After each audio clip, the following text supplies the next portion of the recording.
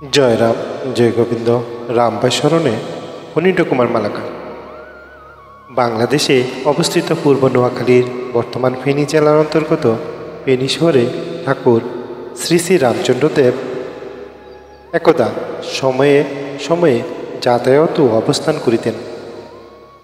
অতি প্রচ্ছন্নভাবে থাকিতেন বলিয়া প্রথম দিকে বড় বেশি কেহ তাহাকে জানিতে পারেন নাই, কিন্তু ক্রমে তাহার কথা লোক মুখে মুখে বিভিন্ন স্থানে জানাজানি হইয়া যায় এবং বহু লোক আকৃষ্ট হইয়া তাহার শ্রীচরণে আশ্রয় গ্রহণ করেন।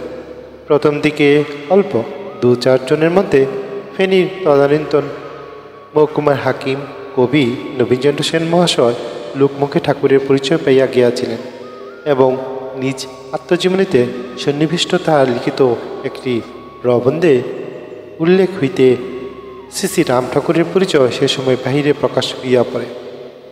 ফেনীতে আসিলে শ্রী শ্রী ঠাকুর যেসব ভক্তগৃহে কিছুকাল অবস্থান করিতেন, তন্মধ্যে গিরিশচন্দ্র মালাকার সেখানকার বসতবাড়ি বিশেষ প্রসিদ্ধ লাভ করিয়াছিল।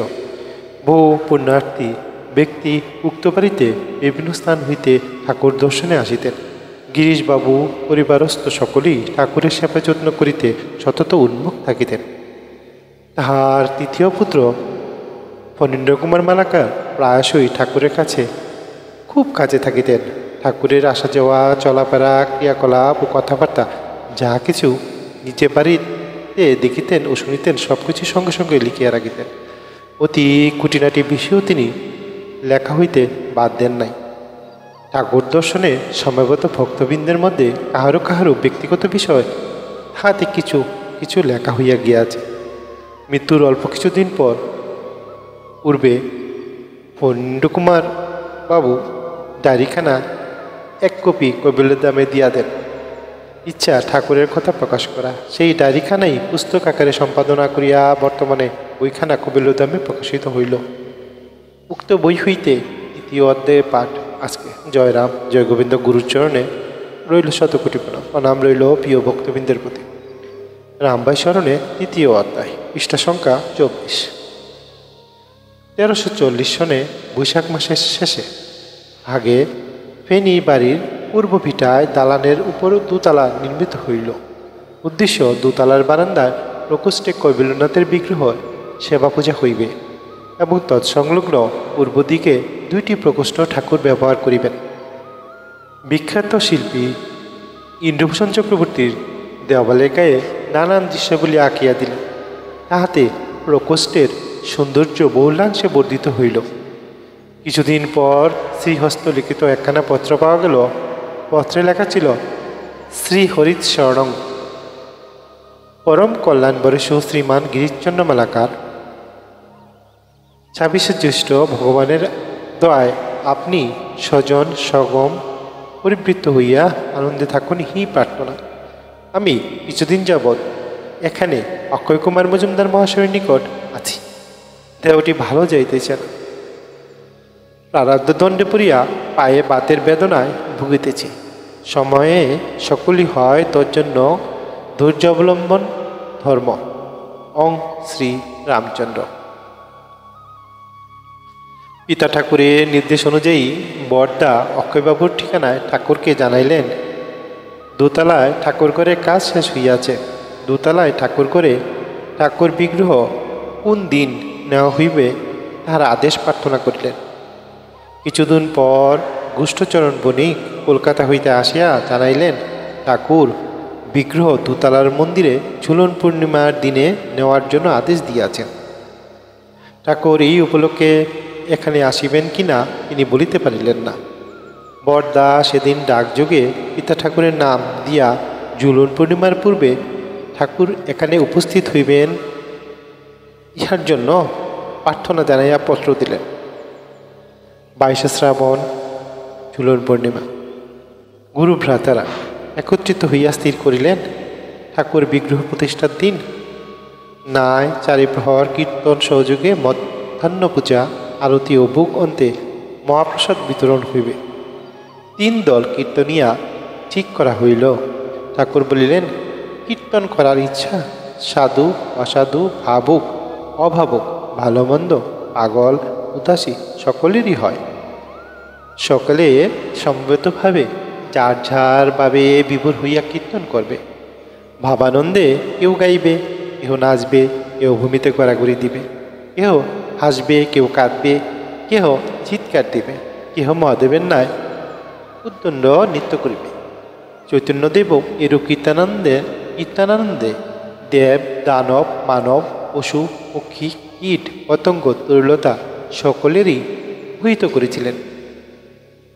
এটাই কীর্তনের রীতি, এইভাবে কীর্তন করতে হয়। বরদা কবিলধামে যাইয়া মহন্ত মহারাজকে ঠাকুরের আদেশ জানাইয়া ঝুলন উৎসবে উপস্থিত থাকিয়া উৎসব সম্পন্ন করিবার জন্য নিমন্ত্রণ করিয়া আসিয়াছিলেন। 21শে শ্রাবণ 3টা ট্রেনে মহন্ত মহারাজ হরিদা আশ্রমের নরেন্দ্র চক্রবর্তীকে সঙ্গে লইয়া আসিয়া পৌঁছাইলেন।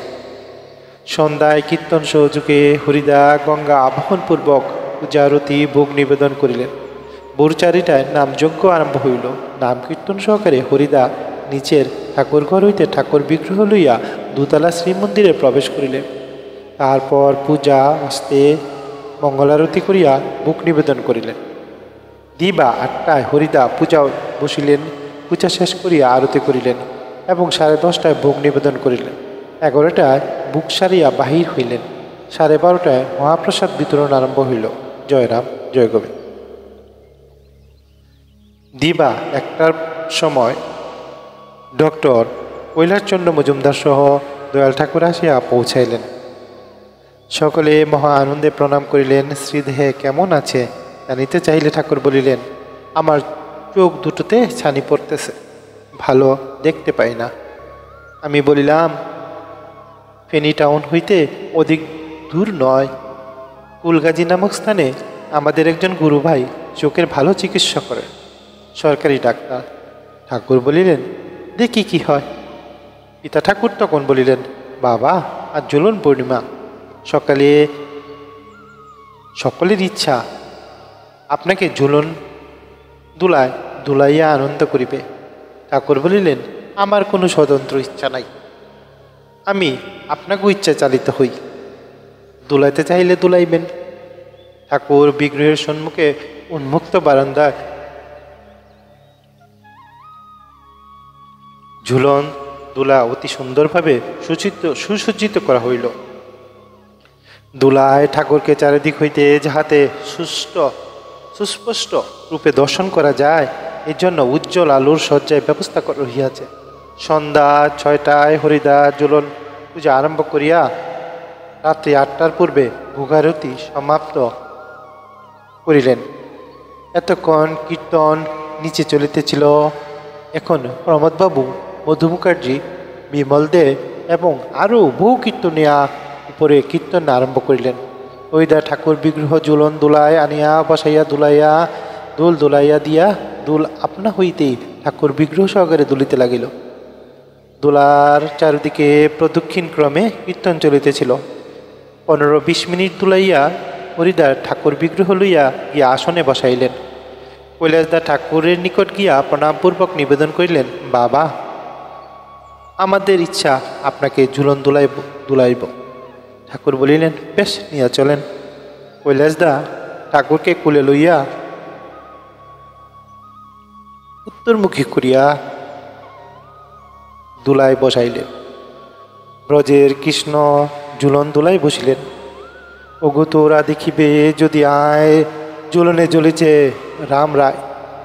আনন্দ সুতে সকলে বাসিতে লাগিল। মেয়েদের উলুধ্বনি ও শঙ্খধ্বনি দিয়ে আকাশ বাতাস কাঁপাইয়া তুলিল। মুহূর্তে গুরুধ্বনি উঠিতে আরম্ভ করিল। উপরের লোক আর ধরে না। হরিদা প্রথম ঠাকুরকে প্রণাম করিয়া দুলাইয়া দিলেন। তারপর পিতা ঠাকুর, মাতারানী ঠাকুর, পরিবারস্থ সকলে ক্রমে ক্রমে ভক্তদের দুলাইতে দিলেন। এই অভিনব আনন্দে ভক্তকুল মাতোয়ারা। ঠাকুর অপলক নেত্রে বহুদূর দূরান্তে পানে তাকাইয়া আছেন, কখনো হাসিতেছেন,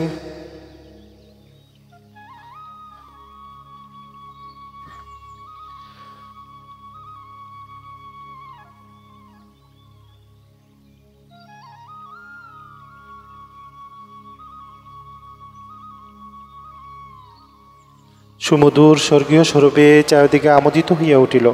রাত্রি 10টায় মধুতা দোলা হইতে ঠাকুরকে কুলে লইয়া বিছানার উপর বসাইয়া দিলেন।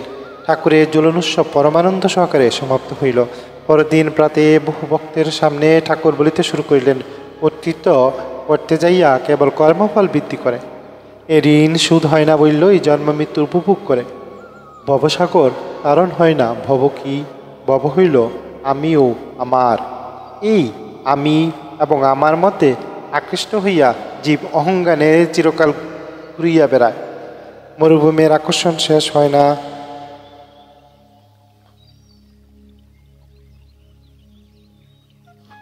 গতাগতিও ঘুচে না। মানুষ আমিতে বদ্ধ জীব, এটাই মায়াময় বন্ধন। এর জন্য মানুষ এই পঞ্চভূতের রাজ্যে আইসা তার অচেতন জড় অস্থায়ী অনিত্য দেহটারে নিয়া কামনা বাসনায় আমি আমার বইলা দগ্ধ হইতেছে। আমি হইল মন, আমার হইল বুদ্ধি এবং বোধ। মন এবং বুদ্ধির ব্যাগ ধৈর্য ধরে থাকতে থাকতে মানুষ যখন আমি আমার এই দক্ষযজ্ঞ নামযজ্ঞের প্রভাবে বলিতে পারিবে, তখনই হইল সত্যনারায়ণের প্রতিষ্ঠা। অতএব সত্যনারায়ণের নামের স্মরণ লইতে অভ্যাস করিবেন। চিরকাল কর্তৃত্ব কইরা লাভ করছেন, আপনার ভাগ্যের অতিরিক্ত কিছুই পান নাই। কর্তা হইতে যাইয়া আপনার অভাব চিন্তায় সর্বদা কষ্ট ভোগ করিতেছেন। কর্তা হইতে যাইয়া অভাব চিন্তা সর্বদা কষ্ট ভোগ করিতেছেন। জানবেন আপনি কর্তা নন। যদি কর্তা হইতেন তবে আপনি বাসনা অনুযায়ী সকল কার্য কেন সফল করতে পারেন না? তাই শাস্ত্র বলেছেন, ন কর্তৃত্ব নং কর্মাণি লক্ষ্য শ্রীজ্যোতি প্রভু ন কর্মফল সংযোগে স্বভাব বস্তু প্রবর্তে। অতএব বিচার কইরা দেখেন, নির্বৃত্তে নির্জনে আপনিকে আপনার কর্তব্য কি? আপনি তাপের কারণ কি? তবেই দুর্দিন যাইয়া সুদিনের উদয় হইব। জয় রাম, জয় রাম, জয় রাম। কলেজ হইতে বাড়ি ফিরিয়া ঠাকুরের কোঠায় যাইয়া দাঁড়াইলাম। ঠাকুর উঠিয়া বসিয়া বলিলেন, বাবু, আমার ওষুধ বিশুধ পথ্য আপনি নিজের দায়িত্ব কইরা দিবেন। আপনাকেও কাছে আসিয়াছি, ভরসা আছে, এই দয়াটুকু আমারে করবেন। শুনিয়া আমি থবই না গেলাম। ঠাকুর বললেন, কি আমার মতো চিরচঞ্চল লোক ঠাকুরের সেবা কাজ করবে? অধ্যাপক আমাকে বলিলেন, ফণি, আজ থেকে ঠাকুর তোমার উপর সেবার দায়িত্ব দিয়েছেন, মনে রেখো। আমি নিচে আসিলাম, সঙ্গে সঙ্গে ঠাকুর ভাইও আসিয়া আমার পিতামাতা ঠাকুরের আদেশ জানাইলেন। পিতা ঠাকুর আমাকে ডাকিয়া বলিলেন, দেখো, ঠাকুর তোমাকে সেবার অধিকারী দিয়াছেন, মনোযোগ দিয়া দয়ালের সেবা করিও। রাত্রি 9টায় ঠাকুরের ভোগ দিলাম। সেখানে আমার 3 ভাই আমরা ছিলাম। আমরা আপাভূমি প্রণত হইয়া কক্ষান্তরে চলিয়া যাই। কারণ প্রথা আছে, ঠাকুরের ভোগ নিবেদন কইরা দরজা বন্ধ কইরা বাইরে 20-25 মিনিট অপেক্ষা করিতে হয়। প্রায় 20 মিনিট পর যাইয়া ভোগের প্রসাদ লইয়া আহার আদির জন্য আমরা নিচে নামিলাম। আহারের পর পর্দা আমাকে বলিল, উনি রাত্রিতে ঠাকুরকে দেখাশোনা করিবার জন্য দক্ষিণা কোঠায় তুমি ঘুমাইও। আমি উপরে উঠিয়া ঠাকুরকে বিশ্রাম করিতে বলিয়া মশারি ফেলিয়া দিলাম। ঠাকুর শয়ন করিল, আমি নিদ্রাভূত হইয়া পড়িলাম। গভীর রাত্রিতে হঠাৎ ঘুম ভাঙিয়া গেল। ঠাকুরের খাটের নিকট যাইয়া দেখি ঠাকুর এপাশ ওপাশ করিতেছেন। আমি আমার 2 হাতখানি মশারির ভিতর লইয়া সযত্নে হাত ও পায়ে হাত বুলাইয়া দিলাম। ঘড়িতে 4:45 বাজিয়াছে দেখিয়া ঠাকুর পাত্রকৃতাদির ব্যবস্থা করিতে নিচে নামিয়া পড়িলেন।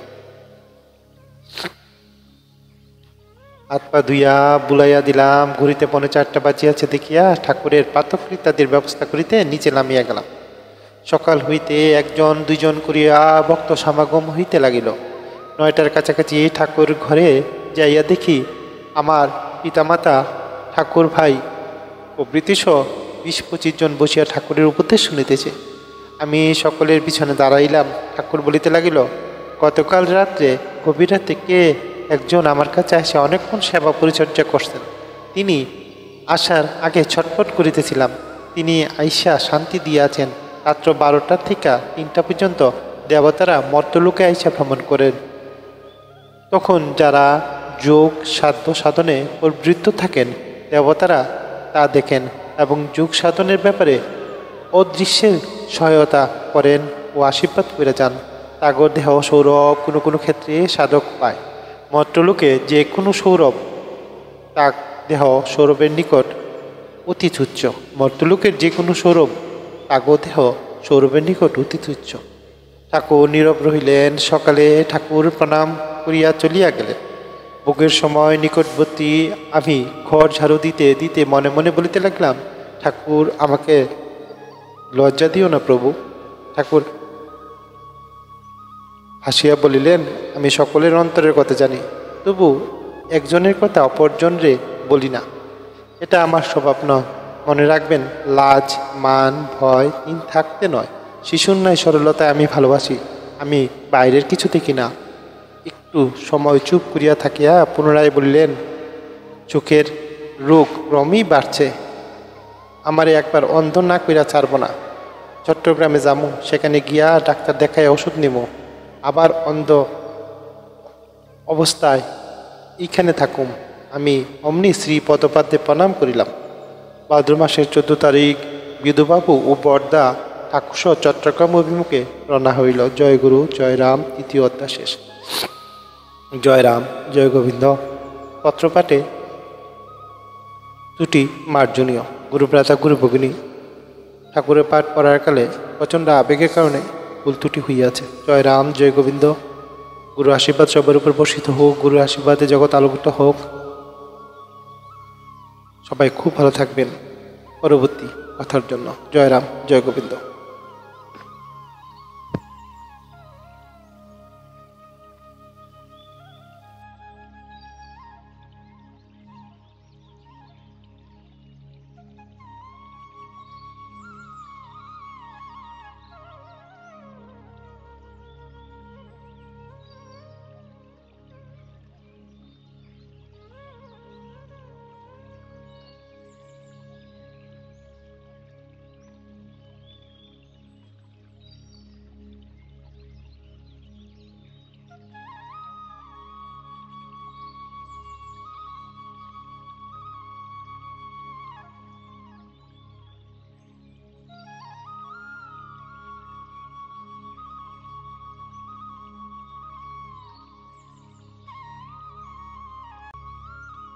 Thanks for watching.